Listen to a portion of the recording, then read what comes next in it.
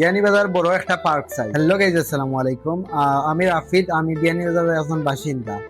বিয়ানীবাজারের সম্মানিত শিল্পপতি, রাজনৈতিক ব্যক্তিবর্গ এবং প্রশাসনের দৃষ্টি আকর্ষণ করিয়া আমরা বিয়ানীবাজার প্রবাসী অধ্যুষিত এলাকা হওয়ার পরেও আমরা বিয়ানীবাজার বড় এবং সুন্দর কোনো পার্ক নাই, অথচ আমরা আশেপাশের প্রায় সব উপজেলাতেও পার্ক আছে।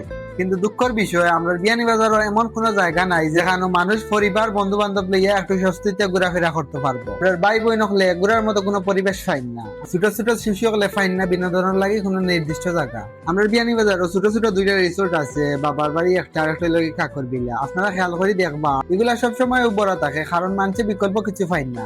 আর এই দুইটা রিসোর্ট অত বড় নাই এবং এগুলা বিনোদনের লাগে এমন কিছু নাইও, এবং এগুলা সবসময় খোলাও থাকে না। আর আমরা বিয়ানীবাজারের অনেক ভাই বোন আছেন বিভিন্ন উপজেলাত ঘুরে যান, কিন্তু অনেক আছে টাকা পয়সা লাগে যাইতে পারে না বা সময় লাগে যাইতে পারে না, কারণ অন্য জায়গায় গেলে অনেক সময়ের দরকার। আর সবচেয়ে কষ্টের বিষয় হইলো গিয়া আমরা বিয়ানীবাজারের প্রবাসী সকল আইলে তো ঘুরার লাগে বিয়ানীবাজার কোনো জায়গা পাই না। আমি দেখছি আমরা বিয়ানীবাজারের অনেক প্রবাসী বাচ্চারা আছে যারা দেশে আইলে পার্কও যাইতে চায়, কিন্তু দেশে হওয়ার পরে আমরা বিয়ানীবাজার কোনো পার্ক নাই, আর বাইরে উপজেলা সবসময় যাওয়াও যায় না।